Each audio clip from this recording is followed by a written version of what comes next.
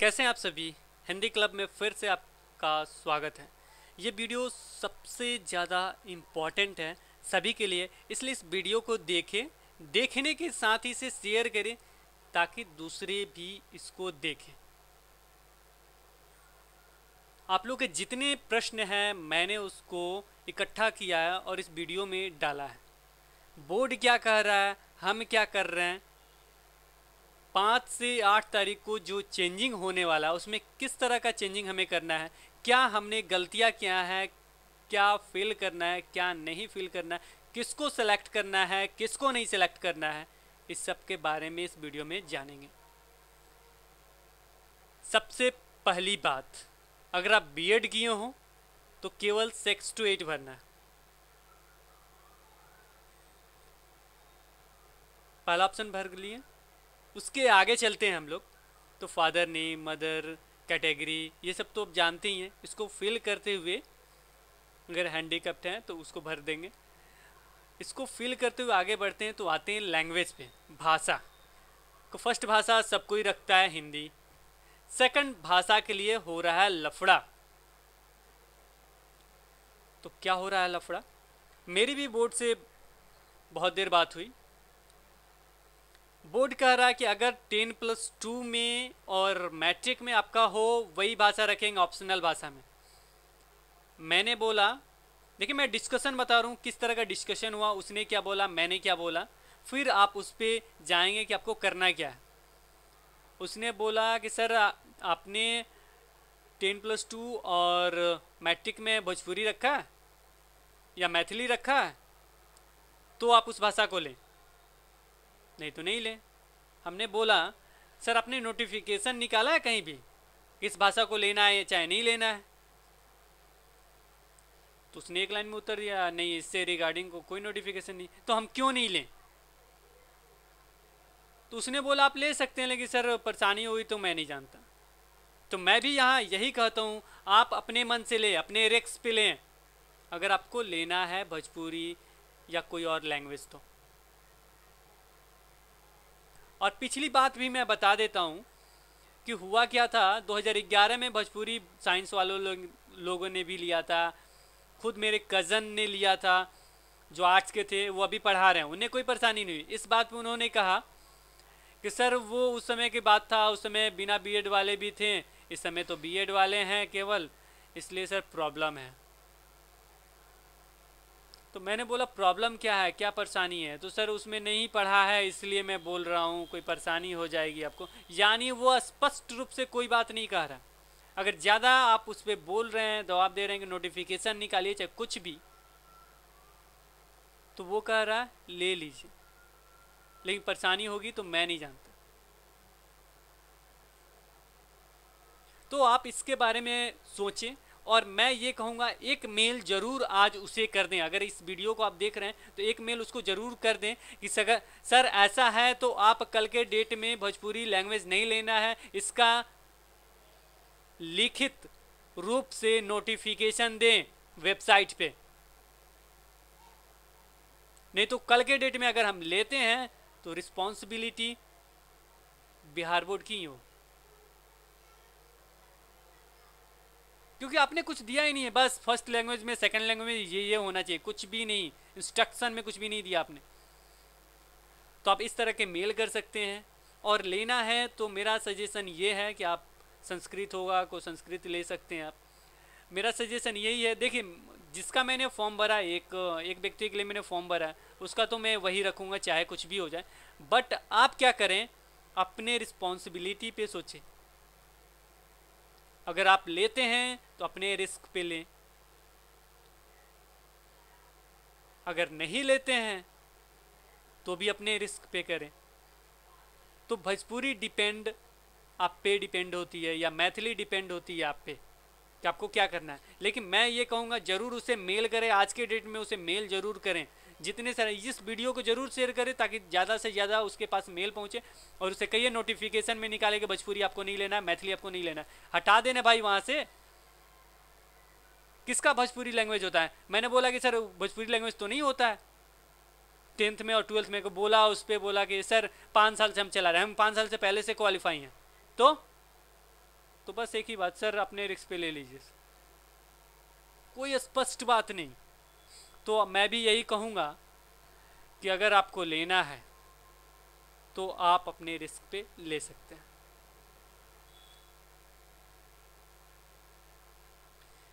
और आगे हम चलते हैं। ये बात होगी, मैंने कहा कि मेल करने के लिए को आप मेल करें और बोले नोटिफिकेशन देने के लिए कि आप वेबसाइट पे नोटिफिकेशन निकाल दीजिए, कल का डेट है, कल नोटिफिकेशन निकाल दीजिए, अगले दिन से हम लोग चेंज कर लेंगे, 3 दिन का टाइम है ना। तो ये होगा पहला पॉइंट आपका लैंग्वेज से संबंधित, जिसके लिए बहुत सारे कॉल आ रहे हैं। और आगे बढ़ते हैं हम। जैसे ये झारखंड में भी हुआ, मैंने क्यों ये दिया था 2011 को देख के मैंने दिया था कि आप लोग लीजिए भोजपुरी, फिर झारखंड को देख के लिया था, झारखंड ने लिया था भोजपुरी वालों को। ज़्यादा से ज़्यादा आप क्या कीजिएगा, मैंने भोजपुरी लिया तो उस मतलब उस रीजन में भेज, उस डिस्ट्रिक्ट में भेज दीजिए जहाँ भोजपुरी बोली जाती, वहाँ अप्लाई करूँगा मैं। यही कर सकते हैं ना आप, लोकल लैंग्वेज मैंने लिया है तो इसके रिगार्डिंग मेरी बात हुई। बट तो उसका बस एक ही लगता है, एक बच्चे को सिखा दिया गया है, वो ये करना है बस। तो इसके रिगार्डिंग आप मेल जरूर करें, बोले कि आप लिखित वे में आप नोटिफिकेशन निकालें। और दूसरा मेरी बोर्ड से बात हुई थी, दूसरी बात ये हुई थी कि आपको एजुकेशनल क्वालिफिकेशन में पहला ऑप्शन है आपके पास, यहाँ आता है कि आपको एजुकेशन में बोर्ड का नाम और कॉलेज का नाम दिया गया, वहाँ क्या भरना है। मैंने पहला ये क्वेश्चन किया तो उसने कॉल ट्रांसफ़र कर दिया, मतलब किसी और को दिया। तो वो बोले कि सर आप वहाँ कॉलेज का नाम भर दीजिए। फिर उन्होंने बोला कि सर आप दोनों डाल दीजिए, ये अच्छा रहेगा, कॉलेज का नाम भी डाल दीजिए और विश्वविद्यालय का भी नाम डाल दीजिए। तो मैंने बोला भाई मेरा क्या जाता है, मैं भी डाल देता हूँ। वैसे मैंने जितना आज तक फॉर्म भरा है उसमें केवल मैं BSGB पटना ही लिखता हूँ, बट मैं क्या करूँगा, कल चेंज करना ही है तो थोड़ा टाइम ही लगेगा, तो मैं भी क्या करूँगा, कॉलेज नेम लिख दूँगा और याद दे के क्या करूँगा, यूनिवर्सिटी का नाम दे दूँगा, बोर्ड का नाम दे दूँगा। तो आप भी ये चेंजिंग कर लें, यानी जो सेक्शन आता है जहाँ कॉलेज और बोर्ड का नाम लिखना होता है वो लिख दें, कॉलेज का नाम या का साइन जो दिया हुआ है वैसे ही कॉलेज का नाम या का साइन, फिर बोर्ड का नाम। उसके बाद आते हैं परसेंटेज पे। ग्रेजुएशन के परसेंटेज पे मेरी बात हुई तो वहाँ क्या करना है आपको, ऑनर्स पेपर, ये क्लियर रूप से उसने हमको कहा, बहुत लोगों ने पूछा, मैंने बोला भी थे कि वहीं होना चाहिए, तो उसने क्लियर रूप से कहा कि सर आप ऑनर्स पेपर का परसेंटेज डालिए। मैंने बोला ठीक, ऑनर्स पेपर का आप लोग परसेंटेज डालेंगे। अब आते हैं नीचे, आप लोग बीएड किए हैं वहाँ भी ऐसे ही करेंगे आप लोग, आप वहाँ डालेंगे आप कॉलेज का नाम, फिर अपने यूनिवर्सिटी यानी बोर्ड का नाम अपना, यानी अपनी यूनिवर्सिटी जिससे वो अटैच्ड है, जिस यूनिवर्सिटी से, वो डालेंगे। उसके बाद आपका आता है अपेयरिंग और पासिंग। ठीक से सुनिएगा इसको, अपेयरिंग को अगर आप क्वालिफाई हैं, उसके बाद सेक्शन आता है, तो सेक्शन में आप भर देंगे 2015-17 है। अगर आपका 2015-17 है यानी आप क्वालिफाई नहीं हुए, तो इसका मतलब हुआ कि आप अपेयरिंग में है। कुछ सेशन में आप डाल देंगे 2015 माइनस 2017 और उसमें आप अपेयरिंग सेलेक्ट करेंगे 2017 और उसके बाद वाले ऑप्शन को आप टच नहीं करेंगे, सेलेक्ट ही छोड़ देंगे। ठीक है। इसके बाद आते हैं हम लोग जो क्वालिफाई हो गए हैं वो क्या करेंगे, तो वहाँ आप सेशन लिखेंगे 2012, जो भी आपका सेशन 2012-13। फिर क्या करेंगे, आपका जो बचता है अपेयरिंग, उसके बाद आता है अपेयरिंग, उसको आप सेलेक्ट ही छोड़ देंगे, यानी उसमें कुछ नहीं करना है। अपेयरिंग में अगर आप क्वालिफाई हो चुके हैं तो अपेयरिंग में, ठीक से सुनिएगा, अगर आप क्वालिफाई बीएड हो चुके हैं चाहे डीएड हो चुके हैं तो अपेयरिंग को आपको टच नहीं करना है। वो पासिंग में लिखेंगे आप लोग, सेलेक्ट करेंगे 13, 2012-13 सेशन होंगे, 13 में आप क्वालिफाई हो गए, 13 को सिलेक्ट करेंगे, उसके बाद ओके करके सबमिट कर देंगे। तो ये थे जो आपके महत्वपूर्ण क्वेश्चन थे जो बार बार मुझसे पूछे जा रहे थे। मैंने बोर्ड से पूछा, मतलब अच्छे तरीके से डिस्कस भी किया और मैंने सोचा आप लोगों को मैं बता दूं। कोई ये चेंजिंग कब से हो रही है, कोई 6 से 8 से हो रही है।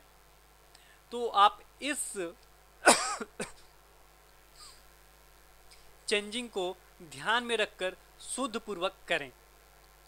वैसे जिन लोगों का भी list of applicant paid fees on wrong application, जिन्होंने रॉन्ग एप्लीकेशन पे फी पेड किया है, उनका लिस्ट भी आ गया है। List of application paid less fee, जिनका फी बाकी है उनका भी आ गया है। यहाँ दोनों डेटा आ चुका है। Letter regarding the correction for BTET, ये तो आप जानते ही, मैंने पिछले वीडियो में बताया था। तो इसके अलावा मेरे ख्याल से कोई भी क्वेश्चन आपके पास नहीं बचता है। यहाँ आप डेट देख ही रहे हैं 5/5/2017 से 8/5/2017 तक, यानी 5/5 से आप चेंजिंग कर सकते हैं 8/5 द्वारा। 5/5 से लेके 8 से, यानी कल से आप चेंजिंग कर सकते हैं। और कोई क्वेश्चन है तो कमेंट बॉक्स में ज़रूर करें। अब ये ना पूछिएगा आप दोबारा कि सर हम कौन सी भाषा रखें। आप उससे मैसेज करें कि आप नोटिफिकेशन में निकालें कि भोजपुरी नहीं रखना है, मैथिली नहीं रखनी है। तो ये सब एकजुटता से होगी, एक तरह से सब लोग मिलेंगे, सब लोग इस वीडियो को शेयर करेंगे, सब जगह जाएगा, तो हमें बेनिफिट मिलेगी। नहीं तो अगर हम इंग्लिश ले लेते हैं, क्वालिफाई नहीं होते हैं। आप लोगों ने देखा भोजपुरी का बहुत सारा आसान क्वेश्चन है। तो आप यहाँ क्या करेंगे, इसको शेयर कीजिए, ज़्यादा से ज़्यादा लोगों के पास पहुँचाइए, ताकि सब कोई जाने कैसे भरना है, क्या फिल करना है, क्या फिल नहीं करना है, क्या गलतियाँ हुई हैं, क्या गलतियाँ नहीं हुई हैं। लाइक कीजिए, कमेंट कीजिए, शेयर कीजिए। अगर इससे अतिरिक्त कोई भी क्वेश्चन छूट गया मुझसे तो ज़रूर पूछें, मैं ज़रूर बताऊंगा। और भोजपुरी का वीडियो बनाते समय मैंने एक क्वेश्चन गलत किया था, मैं उसको भी बता देता हूँ। भाषा की सबसे छोटी इकाई क्या होती है, तो आपकी ध्वनि या वर्ण होती है। आप मेरे जितने भी वीडियो हैं उसको देखते रहिए और आप अपने रिस्क पे चयन कीजिए। और मैं तो जो करना है मैं करूँगा, क्योंकि जब तक नोटिफिकेशन मुझे नहीं मिलता है वेबसाइट पे तो वो मैं करूँगा। लेकिन आप मेरे ऊपर डिपेंड नहीं हो, बाद में मुझे ब्लेम मत कीजिएगा कि सर आपके कारण ये हो गया, क्योंकि मैं बोर्ड नहीं हूँ। मैं एक वे हूँ, एक रास्ता हूँ जो दिखाता हूँ आपको क्या करना है, कैसे करना है। इस वीडियो को, हिंदी क्लब के इस वीडियो को देखने के लिए आपको बहुत बहुत थैंक्स। और आशा करता हूँ आपके सब क्वेश्चन को मैंने इसमें डाला है, जितने भी क्वेश्चन आपने मुझसे पूछे हैं। और एक बार नहीं, दो बार नहीं, 3 बार देखिए इस वीडियो को और अपने सारे डाउट्स क्लियर कर लीजिए। Okay, thanks for watching this video.